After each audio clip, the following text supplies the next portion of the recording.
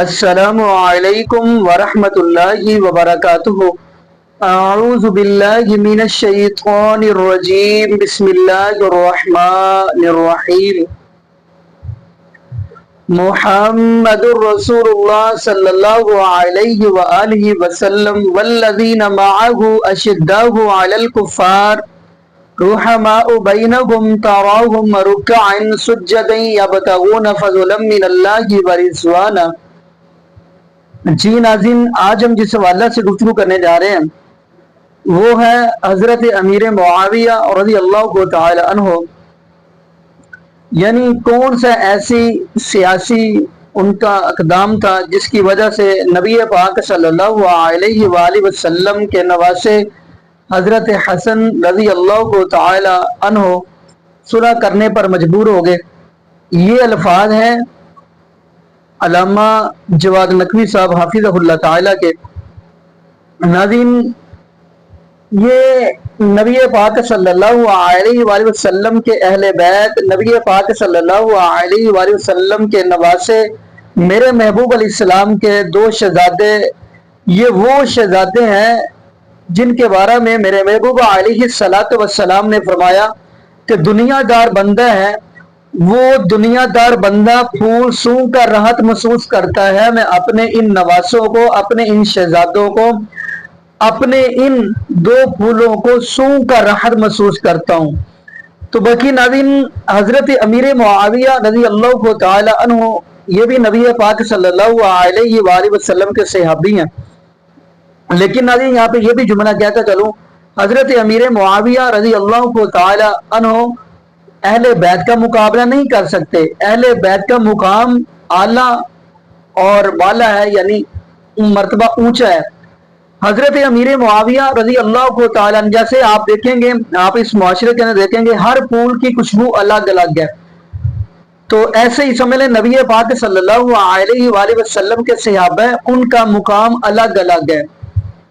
تو آئیے ناظرین، میں چاہتا ہوں آپ کو جواد نقوی صاحب حافظہ اللہ تعالیٰ کی زبانی وہ بات سناؤں، وہ گفتگو سناؤں۔ آخر انہوں نے یہ بات کی کہ حضرت حسن رضی اللہ تعالیٰ عنہ نے مجبوراً صلح کی حضرت امیر معاویہ رضی اللہ تعالیٰ سے۔ آئیے ناظرین مل کے ہم وہ گفتگو سنتے ہیں، پھر انشاءاللہ ناظرین آگے ہم بھی گفتگو کریں گے۔ تو آئیے ناظرین مل کے گفتگو سنتے ہیں۔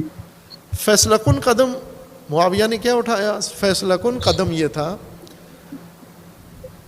کہ ایک تو اپنے جاسوس بھیجے، 3 گروہ معاویہ نے امام حسن علیہ السلام کے پیروکاروں میں، امامت کے نظام سے تعلق رکھنے والوں کے اندر 3 گروہ باقاعدہ رسمی طور پر روانہ کیے۔ ایک میڈیا سیل، اس زمانے میں جاسوس، جن کا کام امام حسن علیہ السلام کے لشکر میں افواہیں، اراجیف پھیلانا تھا۔ یہ باقاعدہ نام ہے، تاریخ میں ان کے نام ہیں۔ یہ بھیجے، شام سے آئے اور کچھ کوفیوں کو اپنے ساتھ میں لایا، جان پہچان تھی، ان کی دوستیاں تھیں، یا کچھ کو باقاعدہ پیسے کے ذریعے سے خریدا، ملازم رکھا کہ ہم نے یہاں پر ایک میڈیا سیل چلانا ہے اور وہ پروپیگنڈا کرنا ہے آپ کے خلاف، امام حسن کے خلاف، افواہیں پھیلانی ہے، ایسی افواہیں جس سے اس لشکر کے اندر انتشار پیدا ہو، مایوسی پیدا ہو، نا امیدی پیدا ہو، اور بہت کامیابی کے ساتھ یہ کام کیا۔ امام حسن علیہ السلام نے باقاعدہ ایک نوٹیفیکیشن جاری کیا بصرہ اور کوفہ کے حاکم کے نام، کوفہ میں تو خود امام تھے، کوفہ میں اپنے کمانڈر کے نام اور بصرہ کے حاکم کے نام، کہ شامی جاسوس جو آ کر ہمارے لشکر میں افواہیں پھیلا رہے ہیں، ہماری چھونیوں میں گھس گئے ہیں، ان کو پکڑ کے قتل کر دیا جائے۔ کوفی جاسوس ایک پکڑا گیا اور قتل ہو گیا، بصرہ والا بعض تاریخوں میں ہے کہ وہ بھی پکڑ کے قتل کر دیا، لیکن ایسا کوئی قول قاطع نہیں ہے، بعض میں ہے کہ وہ ہاتھ آیا ہی نہیں، ان کے چھپ گیا وہ۔ اور یہ 2 مین چھونیاں تھیں امام حسن مجتبیٰ علیہ السلام کی، یہاں پر انہوں نے یہ کام کیا۔ دوسرا گروہ انہوں نے ایک اور کوفیوں کا تشکیل دیا ستون پنجم. ایک یہ تھا جو افواہیں پھیلائے, جھوٹ پھیلائے, پراپوگنڈا کرے مختلف قسم کا کہ امام حسن علیہ السلام نے معاویہ سے پیسے وصول کر لیے ہیں. یہ ایک افواہ یہ پھیلائی. امام حسن علیہ السلام صلح کرنے جا رہے ہیں, معاویہ کے ساتھ صلح کرنے جا رہے ہیں. ایک وفد شام کی طرف سے آیا کہ ہم مذاکرات کرنے آئے ہیں. امام علیہ السلام نے ان کو وقت دیا. اسی چھونی میں یہ 2 یا 3 بندے تھے, انہوں نے آ کے ملاقات کی.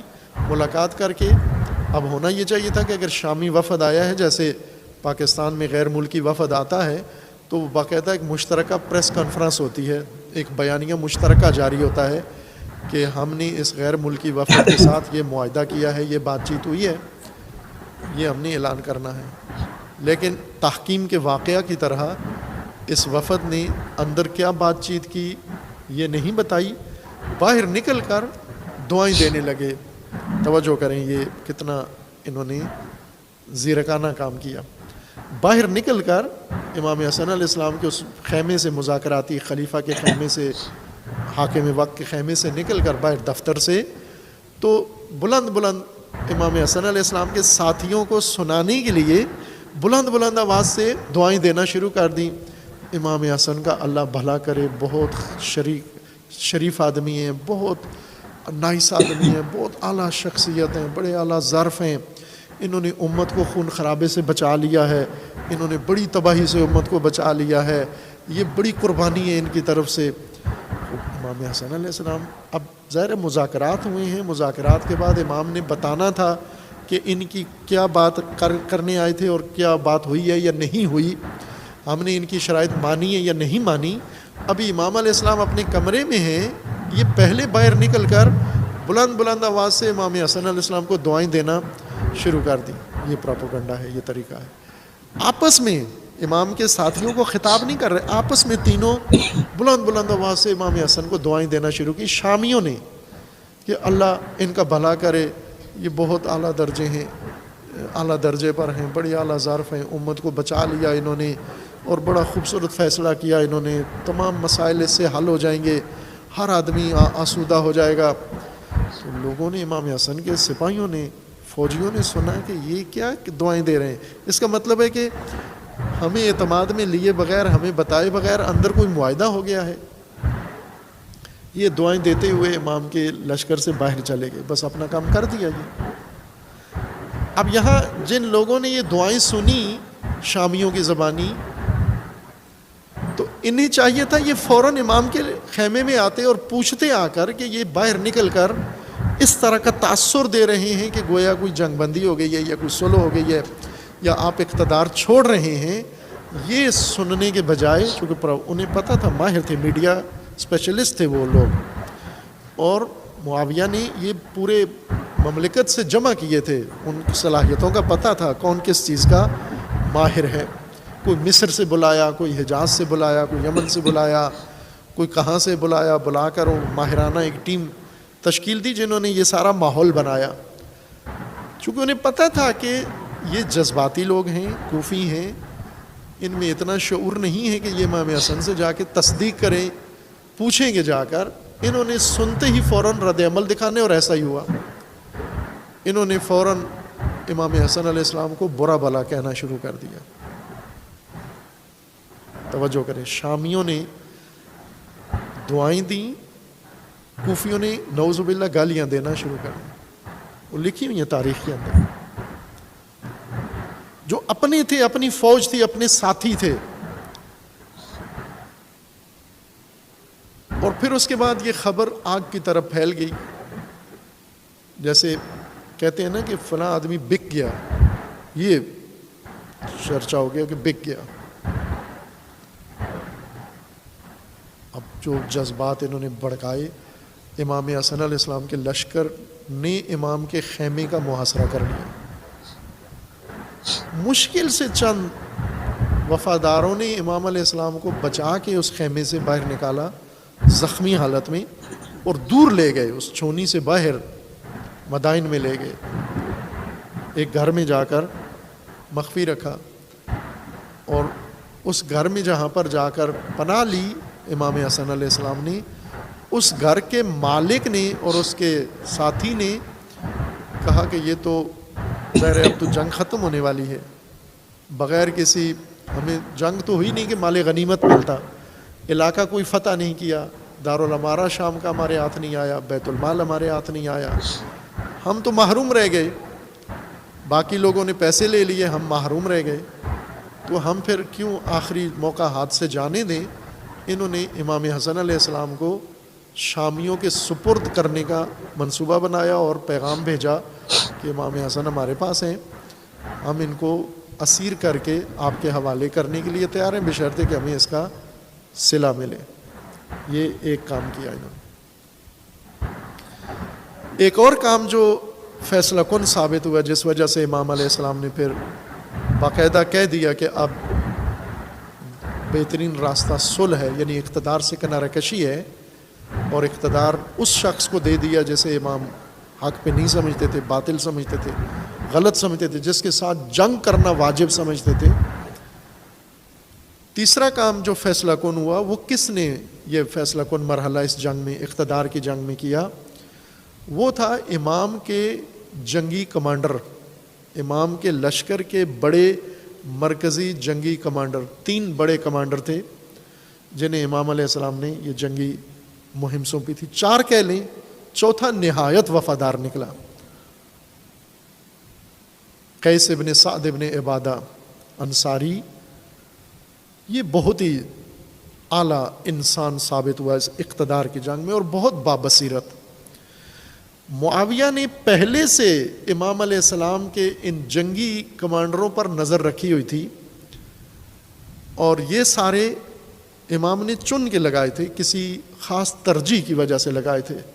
مرکزی کمان اپنی فوج کی عبید اللہ ابن عباس ہاشمی، عبداللہ ابن عباس کے چھوٹے بھائی عبید اللہ ابن عباس کو دی۔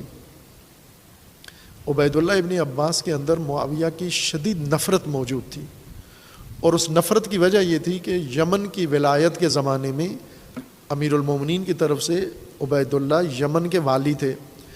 یمن پر معاویہ کے بھیجے ہوئے ایک دستے نے بصر ابن ابی ارتاد کی سربراہی میں حملہ کیا، اور والی یمن عبید اللہ کے 2 کمسن بچے ان کی ماں کے سامنے زندہ چیر دیے، ٹانگوں سے پکڑ کے دونوں بچے چیر دیے زندہ۔ اور عبید اللہ وہاں سے یمن چھوڑ کر بھاگ کر کوفہ امیر المومنین کے پاس آ گئے، جس پر امیر المومنین نے بہت غصہ دکھایا کہ تجھے یمن میں رہنا چاہیے تھا، تو تیرے بچوں کا گھر کا یہ حشر کیا اس نے، اور تو یمن چھوڑ کر میرے پاس آ گیا ہے۔ تو اس نے کہا کہ میں خبر دینے آیا ہوں۔ تو کہا خبر کوئی قاصد بھی پہنچا سکتا ہے، کوئی دفتر کا بندہ بھی پہنچا سکتا ہے، خود والی چھوڑ کر آ گیا ہے، ان کے دہشت گردوں کے حوالے یمن کر کے ادھر آ گئے ہو۔ خطبہ ہے مفصل امیر المومنین علیہ السلام کا۔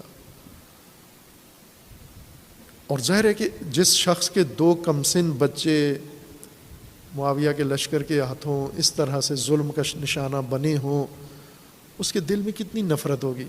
اور ہاشمی بھی ہے، اور امیر المومنین کا پیروکار بھی، اور بڑا شیعہ کمانڈر بھی ہے، خاندان اہل بیت میں سے بھی ہے۔ اس سے بہتر موضوع اور کون ہو سکتا ہے؟ اس شخص کو 12,000 کا لشکر دے کر روانہ کیا کہ آپ جو فلاں شہر میں جا کر سرحد پر پڑاؤ ڈال لو، اور معاویہ کا لشکر وہاں ہے، وہاں جا کر انتظار کرنا، جنگ میں پہل نہ کرنا، اگر انہوں نے شروع کی تو آپ بھی شروع کر دینا، ورنہ میرا انتظار کرو، میں باقی ماندہ فوج لے کر تمہارے پاس پہنچ رہا ہوں۔ ان سے پہلے سے معاویہ نے ان کے بارے میں پلاننگ کی ہوئی تھی، منصوبہ بنایا ہوا تھا، ان 3-4 بڑے کمانڈروں کے اوپر نظریں تھیں اس کی، اور سب کے پاس الگ الگ بندے بھیجے، دیناروں کی بوریاں بھیجیں اور وعدے وعید بھیجے۔ جو ہی یہ وہاں پہنچا مسکن شہر میں، اس آبادی میں، وہاں پر رات کے وقت وہ شامل وفد آیا، اور انہوں نے ملاقات کی، آ کر 3 وعدے دیے اس کو۔ ایک خوبصورت عورت، دمشق کی سب سے خوبصورت عورت، اس وقت لبنان دمشق میں تھا، یعنی سب سے خوبصورت دمشقی یا لبنانی عورت، یہ تو تیرے لیے تیار بیٹھی ہوئی ہے وہ خیمے میں، اور دوسرا اتنے لاکھ دینار جن میں سے کچھ وہیں نقد دے دیے، کچھ کہا کہ وہاں جب پہنچو گے تو ملیں گے، اور تیسرا وعدہ یہ دیا کہ معاویہ نے کہا کہ اگر میرا ساتھ دو اور میں امام حسن کو اقتدار سے نکال دوں تو میری فوج کے کمانڈر ان چیف تم ہوگے۔ یہ شخص رات کے وقت 12,000 لشکر میں سے 8,000 لشکر لے کر معاویہ سے جا ملا، پیچھے 4,000 بچ گئے جو قیس بن سعد بن عبادہ جو امیر المومنین کے دوسرے کمانڈر تھے عبید اللہ کے بعد، ان کی کمان میں باقی رہ گئے، اور اس وقت قیس نے پیغام بھیجا امام حسن علیہ السلام کو کہ یہ ماجرا بارڈر پہ رونما ہو گیا ہے، اور اس خبر سے پہلے کہ قیس کا پیغام امام کو ملے، معاویہ کے ایلچیوں نے پہلے کوفیوں میں یہ خبر پھیلا دی تھی کہ وہ جو لشکر امام نے بھیجا تھا وہ سارا شامیوں سے مل گیا ہے۔ خب جب امام علیہ السلام، اب یہ 1-2 دنوں میں یہ واقعات رونما ہوئے، اتنا بڑا لشکر، امامت کا لشکر، یہ معاویہ سے جا ملا کمانڈر سمیت، یہ ایک نہیں 2 کمانڈر اور بھی ملے، ان کے پاس چھوٹے دستے تھے، وہ دوسرے محاذوں پر مل گئے، یہ بڑے محاذ کا تھا۔ دوسرا وہ پراپوگنڈا میڈیا جنہوں نے وہ دعاؤں کے ذریعے سے پراپوگنڈا کیا، دعائیں ایک حربہ تھا، میں ایک نمونہ بتا رہا ہوں، ورنہ انہوں نے 20 کام کیے، کس کس سے مل کے کیا کیا تلقین کروائی، کس سے مل کر کیا نشر کروایا جھوٹ، وہ تاریخ میں موجود ہے۔ اور تیسری چیز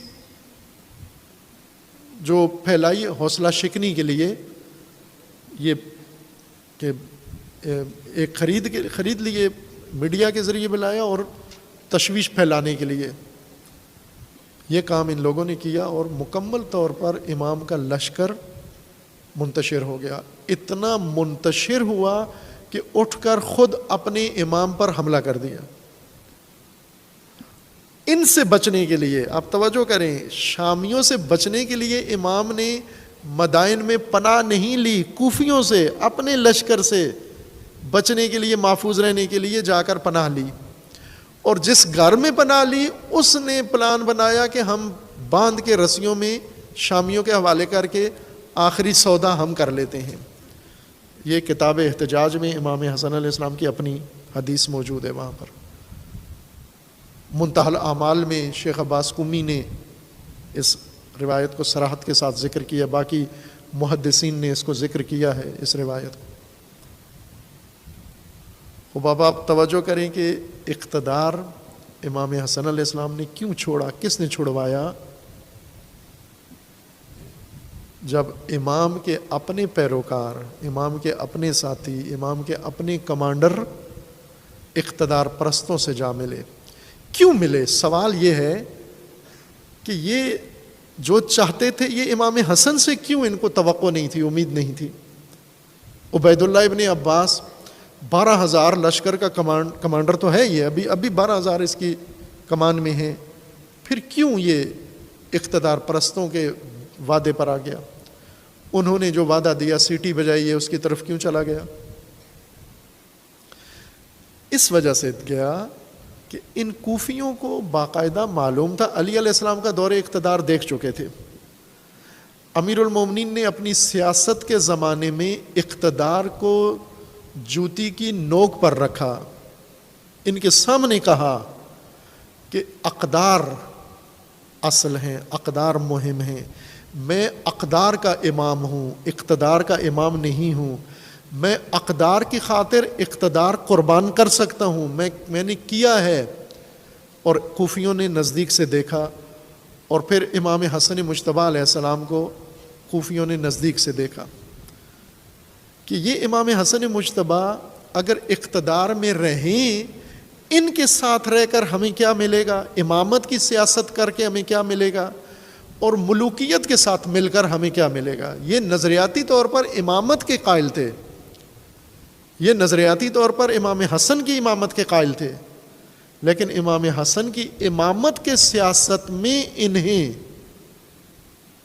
یہ سب کچھ اقتدار کے مزے، اقتدار کے لطف نظر نہیں آ رہے تھے. جو امیر المومنین کے زمانے میں ایسا ہی ہوا. امیر المومنین کے زمانے میں 2 شخصیات امیر المومنین کے پاس آئیں خلافت کے فوراً بعد، جن لوگوں نے امیر المومنین کے لیے بیعت کی کمپین چلائی ہوئی تھی. لوگوں کو لاتے تھے پکڑ پکڑ کے کہ آؤ بیعت کرو امیر المومنین پر، یہ سب سے بہتر حاکم ہے.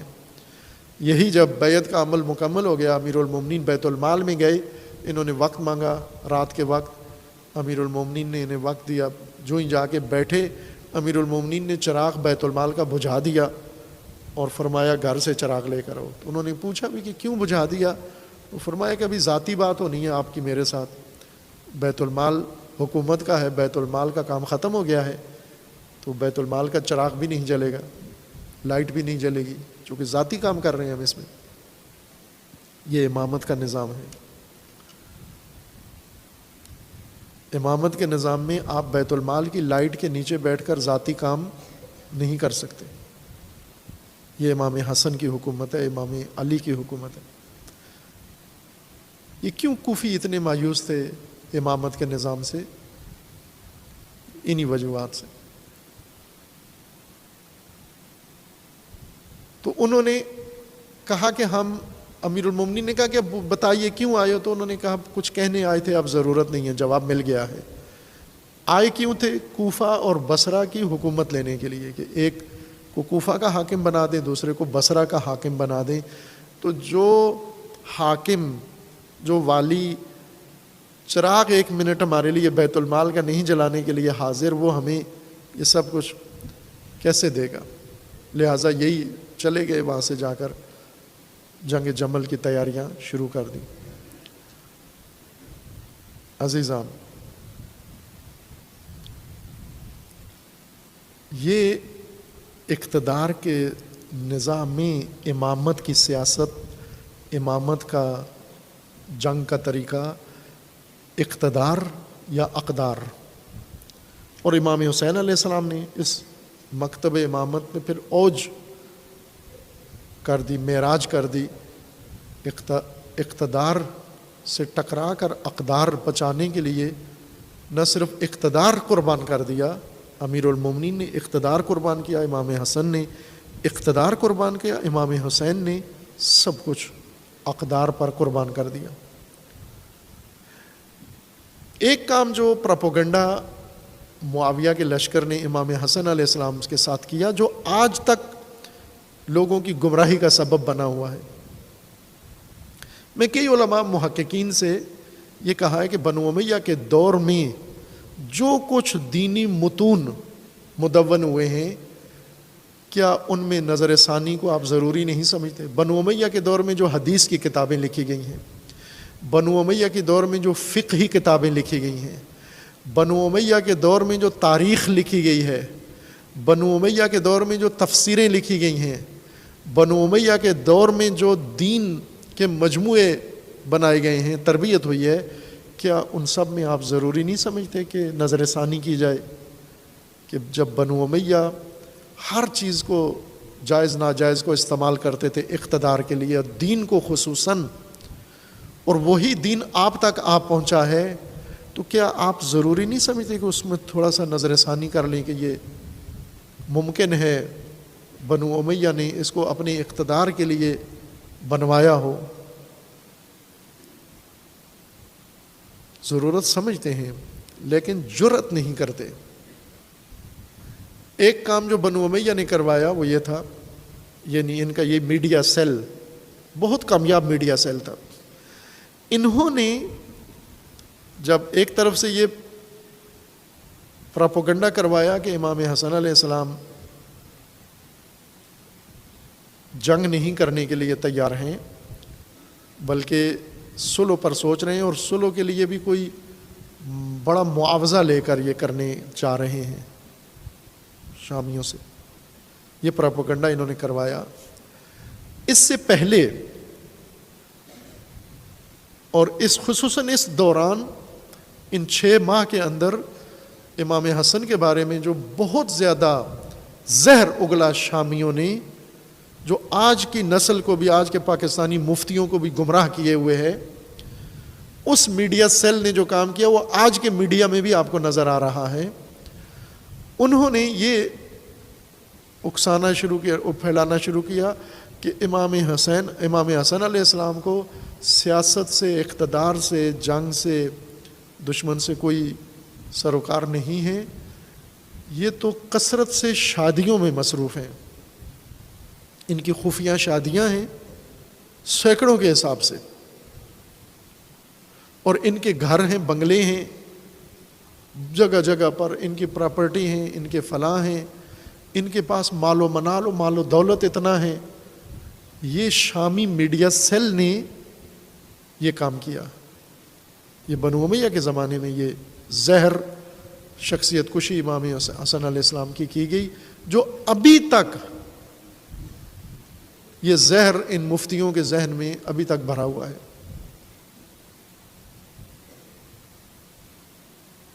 یہ 3 اہم کام انہوں نے کیے، اور فیصلہ کن ان میں سے کون سا ثابت ہو؟ میڈیا سیل نے صرف لوگوں کو بدبین کیا، بدگمان کیا، لیکن جس چیز نے امام حسن علیہ السلام کے اقتدار کی بنیاد ہلائی، کمزور کیا، وہ امام کے اپنے مقرر کردہ کمانڈروں کی خیانت تھی. یہ اقتدار پرستوں سے جا ملے، ان کے کیمپ میں جا کر شامل ہو گئے، ادھر کال دے دی، سب 8000 مل کر معاویہ کے کیمپ میں چلے جاؤ سب. اب یہ خبر ملنی تھی، پھر امام حسن علیہ السلام نے باقی ساری پلاننگ روک دی. جنگ نہیں ہو سکتی ان لوگوں کے ذریعے. شیخ مفید رحمۃ اللہ علیہ نے اپنی کتاب ارشاد میں اس کو بہت خوبصورت تجزیے کے ساتھ اور تحلیل کے ساتھ ذکر فرمایا ہے،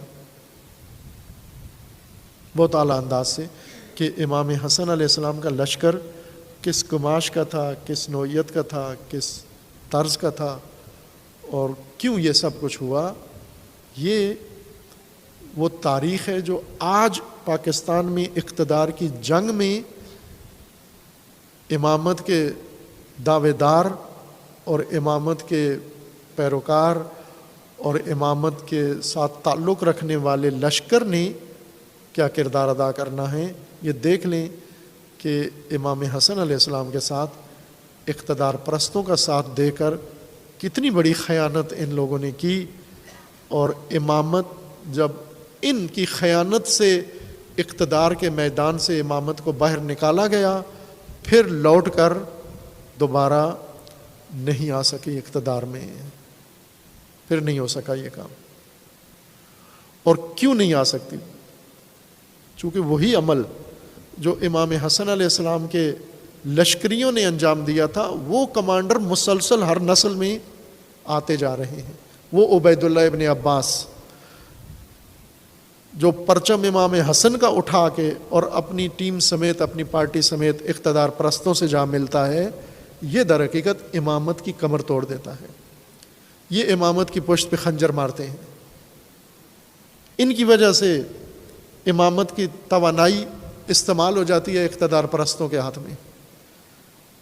معاویہ نے شامیوں کے ذریعے اقتدار حاصل نہیں کیا، کوفیوں کے ذریعے اقتدار حاصل کیا ہے. ایک بھی شامی اس میں شامل نہیں ہے، سارا لشکر اس کا کوفی ہے. یعنی امام حسن کے لشکر سے امام حسن سے اقتدار لے لیا. اور یہ بات امام حسن علیہ السلام نے خود بھی بیان فرما دی کہ میں نے اس وجہ سے یہ فیصلہ کیا کہ میرے سامنے 2 نقشے تھے، ایک دشمن کا تھا، ایک ان کا تھا، کوفیوں کا. ان کا یہ نقشہ تھا کہ امام حسن علیہ السلام نے بتایا ہے کہ ان کے نقشے کے مطابق انہوں نے مجھے پکڑنا تھا، فروخت کرنا تھا معاویہ کے ہاتھ میں. پھر معاویہ نے مجھے 2 آپشن دینے تھے، یا مجھے قتل کر دیتا، شہید کر دیتا، یا پھر بخشش، رحم کھا کر مجھے چھوڑ دیتا کہ میں آپ کو معاف کرتا ہوں. اور معاویہ کی معافی لے کر زندہ رہنا موت سے بدتر تھا. امام کو یہ پتہ تھا کہ وہ یہ سوچ رہا ہے، یعنی یہ امام کو یقین تھا کہ مارے گا نہیں، وہ اس طرح سے ان کے ذریعے انہیں پیسہ دے کے مجھے گرفتار کر لے گا، پھر اس کے بعد کہے گا کہ میں نے نواسۂ رسول ہیں، شریف آدمی ہیں، میں نے چھوڑ دیا ان کو، میرے رحم و کرم پر اب آپ رہیں، باقی رہیں، زندہ رہیں۔ یہ زندگی امام کو پسند نہیں تھی، اس لیے امام علیہ السلام نے فرمایا کہ اب اقتدار میں نہیں رہا جا سکتا، اقتدار باقی رکھنے کا کوئی امکان باقی نہیں ہے، لیکن اقدار بچائی جا سکتی ہیں۔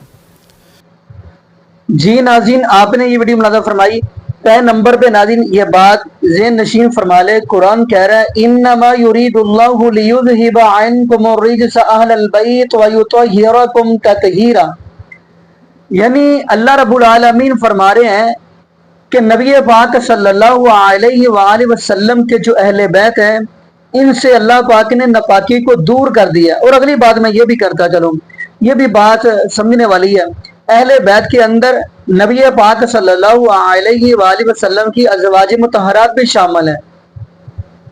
اہل بیت کے اندر نبی پاک صلی اللہ علیہ وآلہ وسلم کی بیوی، جو سب سے پہلی بیوی حضرت خدیجہ رضی اللہ تعالی عنہ، وہ بھی اہل بیت میں شامل ہیں، کیونکہ اگر ہم حضرت خدیجہ رضی اللہ تعالی عنہ کو شامل کریں گے پھر نبی پاک صلی اللہ علیہ وآلہ وسلم کی تمام بیویوں کو اہل بیت کے اندر شامل کریں گے تو پھر ہی یہ قرآن پاک کی آیت کا یعنی جو مقصد ہے وہ ہمیں سمجھ آتا ہے۔ انما یرید اللہ لیذھب عنکم الرجس اہل البیت ویطہرکم تطہیرا۔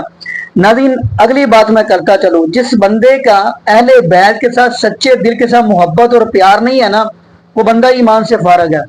اہل بیت کے اندر آپ کو یہ بھی بتاتا چلوں، حضرت علی المرتضیٰ رضی اللہ تعالی عنہ اور میرے محبوب علیہ السلام کی بیٹی حضرت فاطمہ رضی اللہ تعالی عنہ اور میرے محبوب علیہ السلام کے دو شہزادے، نبی پاک صلی اللہ علیہ وآلہ وسلم نے ان کے اوپر تو چادر اوڑھ کر فرمایا تھا اللہم ہؤلاء اہل بیتی۔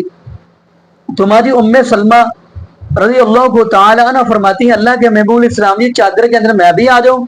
فرمایا ام سلمہ تو پہلے ہی اہل بیت میں سے ہے، کیا مطلب تو پہلے ہی میرے گھر والے میں سے ہیں۔ تو ناظرین یہاں پہ ایک میں حدیث بھی سناتا چلوں، میں یہ بھی کہہ دوں حضرت امیر معاویہ رضی اللہ تعالی عنہ نبی پاک صلی اللہ علیہ وسلم کے صحابی ہیں، لیکن یہ صحابی کے بارے میں میرے محبوب علیہ السلام نے ایک دعا کی تھی، یہ ہے جامع ترمذی کی حدیث اور حدیث نمبر ہے 3842۔ تو آئیے وہ ہم ناظرین حدیث پڑھتے ہیں۔ ان عبد الرحمن ابن ابی امیرہ وکان من اصحاب رسول اللہ صلی اللہ علیہ وسلم عن النبی صلی اللہ علیہ وآلہ وسلم انہ قال لمعاویہ اللہم اجعلہ ہادیا مہدیا واہدی بہ۔ یہ حدیث ہے جامع ترمذی کی اور 3842 نمبر حدیث ہے۔ اس حدیث کا ہم ترجمہ بھی دیکھتے ہیں۔ نبی پاک صلی اللہ علیہ وسلم نے حضرت معاویہ رضی اللہ تعالی عنہ کے بارے میں فرمایا اے اللہ تو ان کو ہدایت دے اور ہدایت یافتہ بنا دے اور ان کے ذریعے لوگوں کو ہدایت دے۔ یہ حدیث ہے جامع ترمذی کی۔ اگر آپ حدیث صحیح مسلم کی دیکھیں گے، وہ آپ کو شاید کئی مرتبہ میں سنا چکا ہوں، صحیح مسلم کی حدیث ہے جب ابو سفیان کے ساتھ کوئی بات نہیں کرتا تھا تو ابو سفیان رضی اللہ کو تعالی نبی پاک صلی اللہ علیہ وآلہ وسلم کے پاس آئے تو آ کر کہا اللہ کے محبوب علیہ السلام جی کہ آپ کو پتہ ہے میں آپ سے 3 باتیں کرنا چاہتا ہوں۔ محبوب علیہ السلام نے فرمایا جی بولے، تو فرمایا کہ میری بیٹی جو ہے وہ بڑی حسین و جمیل ہے، وہ آپ کے نکاح میں ہے، دیتا ہوں۔ تو فرمایا ٹھیک ہے، یعنی ہاں کے الفاظ ہیں۔ پھر اس کے بعد فرمایا کہ میرا بیٹا معاویہ رضی اللہ کو تعالیٰ اس کو کاتب وحی بنا دے، تو فرمایا ہاں ٹھیک ہے۔ تیسرے نمبر پہ ابو سفیان فرمانے لگے اللہ کے محبوب علیہ السلام نے مجھے بھی ایسا عہدہ عطا فرما دے، پہلے میں آپ کے خلاف نکلتا تھا، اب میں آپ کے ساتھ مل کر کافروں کے ساتھ مقابلہ کروں۔ یہ صحیح مسلم کی حدیث ہے۔